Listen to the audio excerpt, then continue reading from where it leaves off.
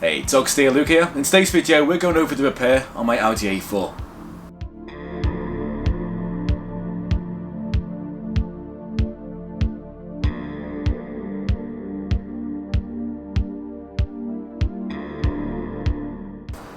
So, some of you may have seen in a few videos back that quite a bit of damage was done to the side of my A4, and I have no idea exactly what happened to it. I suspect it was a bin wagon went down the side, as I initially stated in my last video, and thanks to everyone who commented in that video saying I can get footage from the council.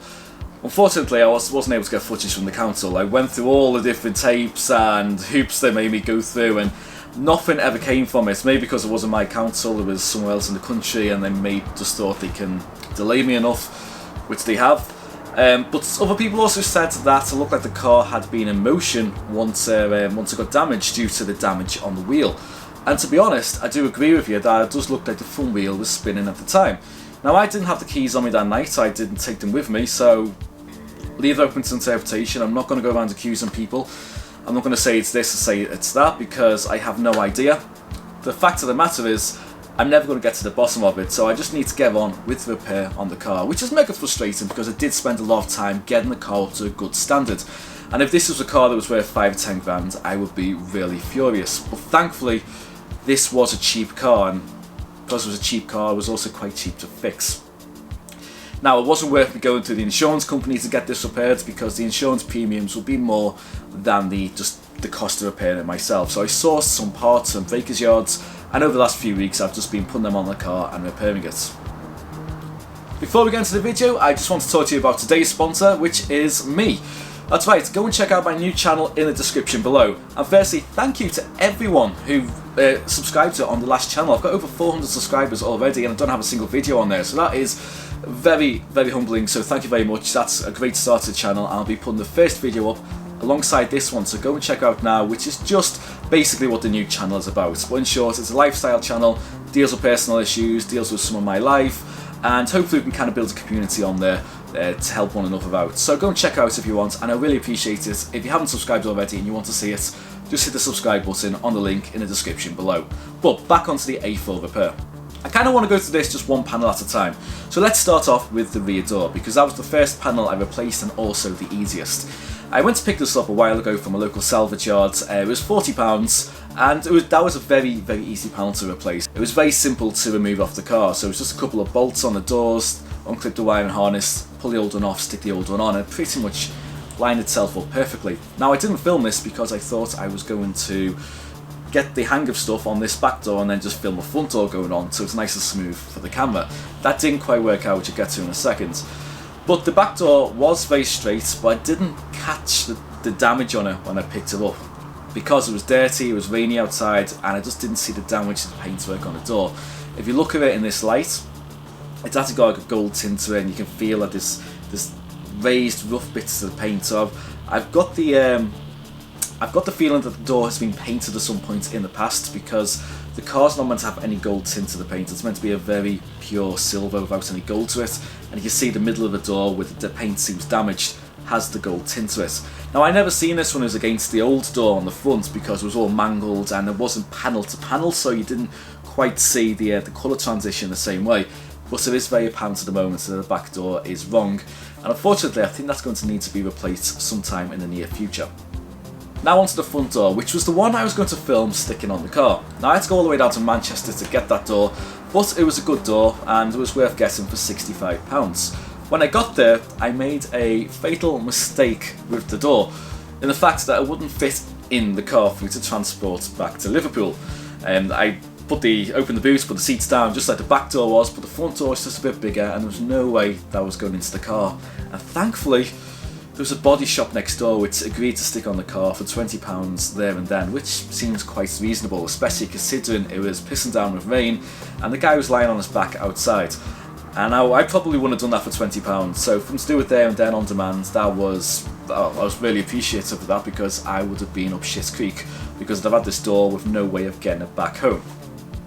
Now the door went on absolutely fine. They took the old door off, had to remove the old hinges because the new door didn't come with the hinges, and it went straight back on the car. There was actually no structural damage behind the old door, which is really good to see. It lined up pretty perfectly with the back door.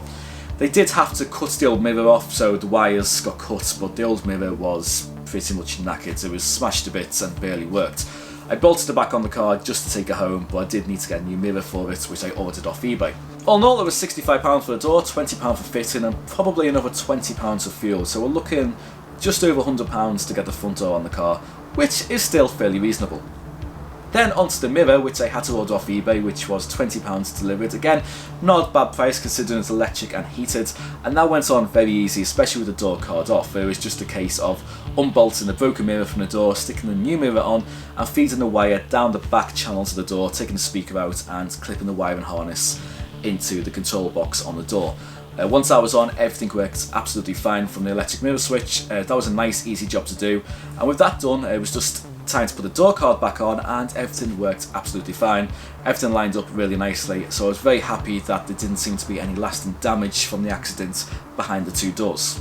Now onto the wing. That was actually the first part I had before I did anything else to the car. In fact, I had it before the accident. I got this sent to me because if you look on some of the old detailing videos, there's damage to the outside of the wing before the accident, just rust coming through on both sides. So one of the things when I bought the car, I knew I had to go and replace the two front wings at some point, so it wasn't really an issue from a cost perspective that I got damaged in an accident, because it would have had to be replaced in the very near future anyway. In fact, I've already had to do it to the driver's side, which was worse. The wing I bought got damaged in transit on the way. Royal Mail looked like they'd thrown something on top of it, and the top edge near the A-pillar had bent completely back, broken all the paint. Now I got in touch with the seller and said, look, this has happened, it wasn't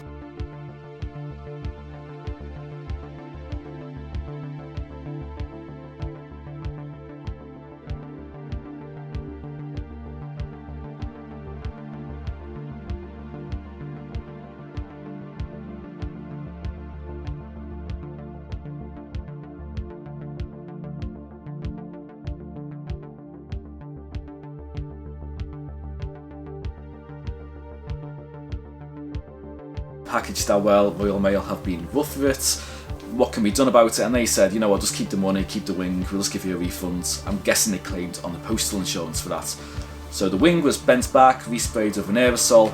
The colour match is slightly off, but overall it's still a tidy wing and it looks pretty good on the car. But the fact it cost nothing now was a pretty good bonus, all things considered. The reason I didn't stick the wing on before was I wanted to make sure the doors fitted on before I did the wing, because from doing a driver's wing previously, I know it's a pretty hard job on the A4s to change the wings, where the doors are quite easy. So I wanted to make sure the doors lined up first, and I could then start playing with the wing against the door that hadn't been damaged. Because I don't want to be taking all the bumpers off and all that again to actually start adjusting the wing to fit the door. To actually fit the wing, I had to remove quite a bit of parts of the car around it. So I had to remove the wheel arch lining, the side skirts, stuff around the washer bottle. I had to remove the front bumper, or at least pull it back, remove the headlights, and then take out a load of bolts along the top of the wing, at the front, bottom and back. Overall, it's a good morning's work to change a wing on them. They're not the easiest jobs to do, but the old wing came off as it should. It wasn't easy, but there was nothing complicated that shouldn't have been there. And thankfully, once I pulled the wing off, again, it looked like nothing had shifted behind the wing, and I think the wheel had taken more of the impact than the actual structure of the car, which was, out of the lesser of two evils, the one I would prefer. The new wing went on pretty well. There was a bit of adjustment I needed. It was like kind of I got it loosely on, and then it was a case of backing bolts off and tightening the back up and moving things around and just rejigging it until it fitted to the best it could do. And I do suspect that the wing had also got a bit bent in transit lower down, like a smooth bend rather than a crease you would see. So it made it a little bit harder to try and get it curved to the door properly. Overall, I think I got about 90% of the way there in the end, and all things considered, I'm pretty happy with how the front of the car looks now. The wing's not perfect by any means, but considering the age of the car, it still looks solid again, and it will do, considering that it's not worth spending more money and time getting the car that extra few percent better on the front. Finally, there was the wheel to address. The back wheel has a slight scuff on it. That was the one wheel I didn't refurbish on the car, so again, it's one of those things I'm not really too bothered about because I was going to get it refurbished in the future, and there's no major damage, it's just a little bit of scuff to the face. The front wheel is a lot worse off. It does look quite mangled. From a structural standpoint, it's still good. There's no damage on the structure of the wheel, it's just it looks messy. Now I don't know what to do with that wheel. I don't know whether to get like all smoothed out and I'll fill it and then get sprayed, or just go and use that as a spare wheel and boot to the car and buy an identical wheel with a new tyre for the front, because I don't have that. I have a different spare wheel in the back at the moment, so it'd be nice to have a matching set of 5 alloys as a spare. I'm just going to see what comes up on eBay over the next couple of months. If I get a cheap wheel, I will do it that way. Otherwise, I will just get this one repaired and sprayed. So my final thoughts on the car. Well, I'm pretty happy with how much it's cost. All in, with all the fuel, taking into account what it will cost for a new wheel or to get the wheel refurbished, we're looking £250 for everything. Which, considering the extent of the damage to the side of the car, I don't think is too bad. Now, the car is never going to be as good as it was before. For me to get to that standard, the side of the car would need to be resprayed, which is going to cost about £500 from a good painter. If I just give it to someone who's not that good at painting, the car's going to look no better than it does now. To me, the best course of action now is just to go and replace the back door again with another one. I paid £40 for it. I could probably still sell it for £40, so it's worth buying one that has cost a little bit more money and get one with a bit better colour match, and the car will look 90% as good as it did before. It's just not worth spending upwards of £500. Well, to be honest, if you sprayed it plus the cost of panels, you're looking £750 at least to repair the car.